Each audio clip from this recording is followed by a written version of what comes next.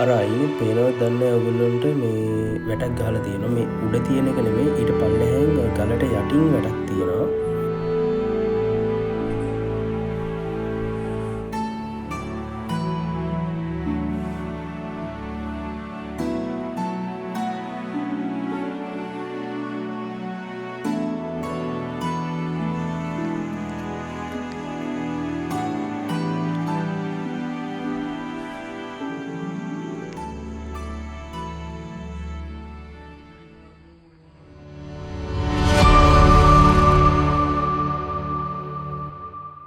අද මේ වීඩියෝකින් අරන් ඉන්නේ අපේ සීගිරි දඹුලු සංචාරයේ පළවෙනි සංචාරක ස්ථානය වෙන රිදී විහාරය සංචාරය. මේ සීගිරි දඹුලු සංචාරය පිළිබඳව වීඩියෝ මාලාවක් විදිහට ඉදිරිපත් කරන්න මම අදහස් කරනවා. ඒකේ පළවෙනි වීඩියෝ එක විදිහට තමයි මේ රිදී විහාරය සංචාරය පිළිබඳව වීඩියෝ එක අරගෙන ආවේ. අපි මේ ගමන ආරම්භ කරේ ගම්පහෙන් නිසා මීරිගමින් තමයි හයිවේ එකට දැම්මේ කුරුණෑගලට යන්න. ඒතකොට අපි දැන් මේ ඉන්නේ මීරිගම කුරුණෑගල හයිවේ එකේ. මම හිතන විදිහට ලංකාවේ ලස්සනම view එකක් තියෙන හයිවේ එක තමයි මීරිගම කුරුණෑගල හයිවේ එක. මේක යද්දි මට ඇත්තටම හිතුණා අපි මේ ඉන්නේ ලංකාවේමද කියලා. මොකද ඒ තරමටම මේ view එක ලස්සනයි. කුරුණෑගලින් එළියට ඇවිල්ලා කිලෝමීටර් 15ක් විතර දඹුල්ල පැත්තට යද්දී තලගොඩ පිටිය හන්දියෙන් දකුණට හරවලා තමයි රිදීගමට ඇවිල්ලා රිදී විහාරයට එන්න තියෙන්නේ. ඔයගොල්ලෝ මැප් එක දාගෙන එනවා නම් පාර හොයාගන්න තවත් ලේසි. Google Map එකෙන් ලොකේෂන් දාගෙන යනවා නම් ඔයගොල්ලන්ට ලොකේෂන් එක වැටෙන්නේ රිදී විහාරයේ අලුතෙන් හදපු කාර් පාක් එකට. රිදී විහාරේ පරණ එන්ට්‍රන්ස් එකෙන් එනවා නම් ඔයගොල්ලෝ පඩි නැගලා එන්න ඕනේ. අලුත් කාර් පාක් එකට ඇවිල්ලා එනවා නම් ඔයගොල්ලන්ට පඩි නගින්න නැතුව ගෙලින්ම පන්සලට යන්න පුළුවන්.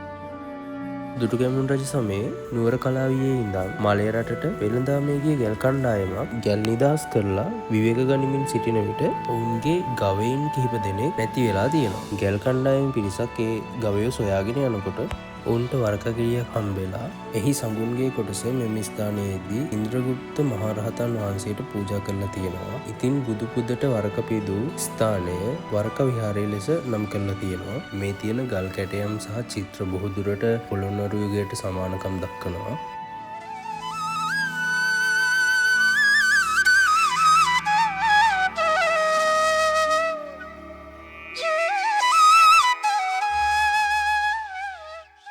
එහෙනම් අපි යමු ප්‍රධාන විහාරයට. එහෙම නැත්නම් රිදී විහාරයට. ප්‍රධාන විහාරයේ පිහිටලා තියෙන්නේ නාගයෙකුගේ හිසක් හැඩැති ගලක් තුල පිහිටා තියෙන රජත ලෙන ලෙස හැඳින්වෙන ස්ථානයේ. මේ ගලේ හැමතැනකම අලංකාර චිත්‍ර වලින් සමන්විත වෙලා තියෙනවා.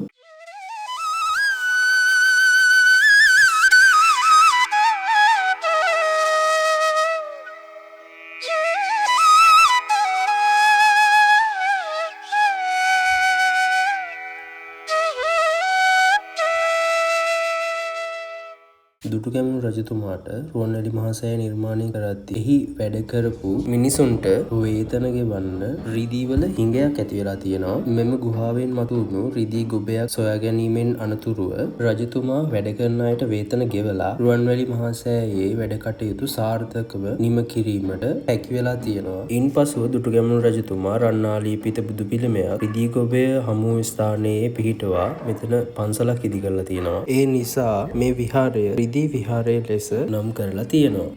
දුටුගැමුණු රජතුමාගේ අනපරිදි ඒ කාලයේ සිට එකතු දවසක් හෝ මග නොඇර අදටත් තේවාව පවත්වනවා.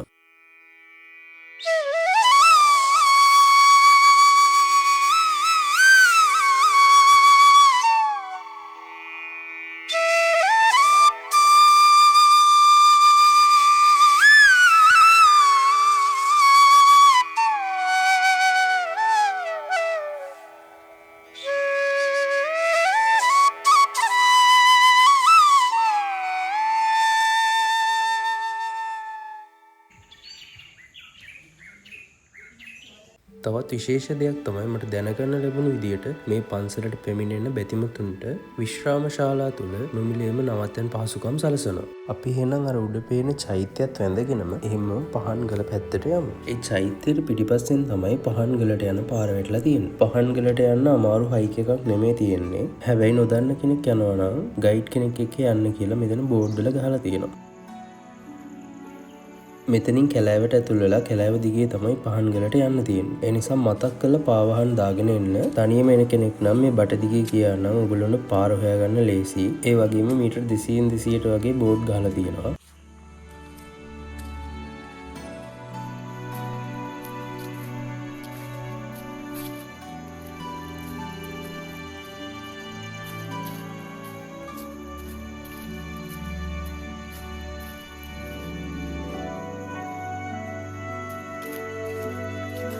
400ක් තියෙනවා.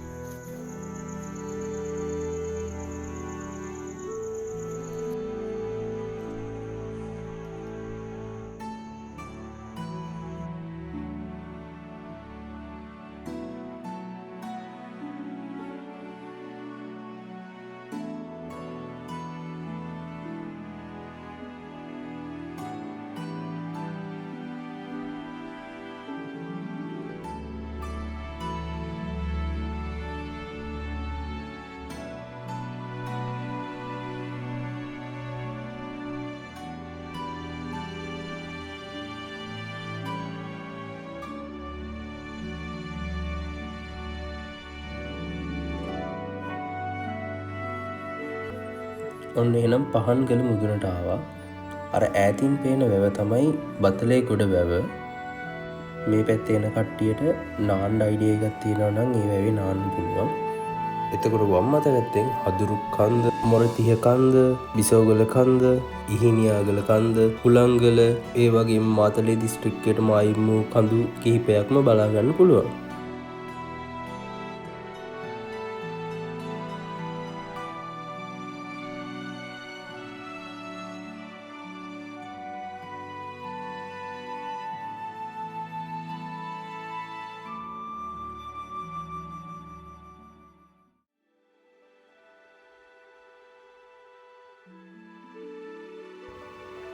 ඔය ඉස්සරහනුත් ලොකු ගලක් තියෙන්නේ. එතන මේ පොඩි ගල් ටිකට නැගලා උතන ඔය ගහ උඩින් නැගලා තමයි ගලට යන්න තියෙන්නේ.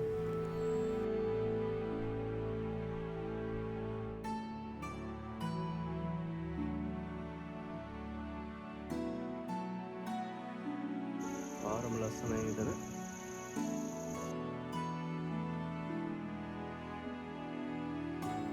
අර අයිනේ පේනවද දන්නේ ඔයගොල්ලන්ට මේ වැටක් ගහලා තියෙනවා. මේ උඩ තියෙන එක නෙමෙයි ඊට පල්ලෙහෙන් ගලට යටින් වැටක් තියෙනවා.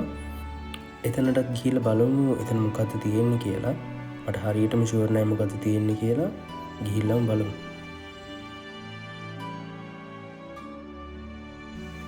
ඔන්න එහෙනම් පල්ලෙහාට ආවා. මේ ඉන්නේ අර අපි කලින් හිටපු ගලට යට. මෙතන ගල් එනක් තියෙන්නේ. මෙතන මම හිතන්නේ භාවනා කරන්න පාවිච්චි කරන තැන. මෙතන විතරක් නෙමෙයි මේ වටේම භාවනා කරන ලෙන් තියෙන්නේ. අර එහා පැත්තටත් යන්න පුළුවන්. මම ගියේ නෑ මේ පැත්තට. මේ පැත්තට යන්න පුළුවන්. භාවනා කරන්න හිත නිවා ගන්න කැමති කෙනෙක් ඉන්නවා නම් මෙහෙ එන්න පුළුවන්. මම හිතන්නේ භාවනා කරන්න එන්න කලින් අවසරයක් අරන් එන්න ඕනේ මෙතනට. මෙතනින් මම මේ වීඩියෝ එක ඉවර කරනවා. ඊළඟ වීඩියෝ එකෙන් මම රම්බොඩගල්ල පන්සලේ වීඩියෝ එක අරන් එන්නම්. වීඩියෝ එක අප්ලෝඩ් කරපු ගමන් දැනගන්න channel එක subscribe කරලා bell icon එක click කරලා තියාගන්න.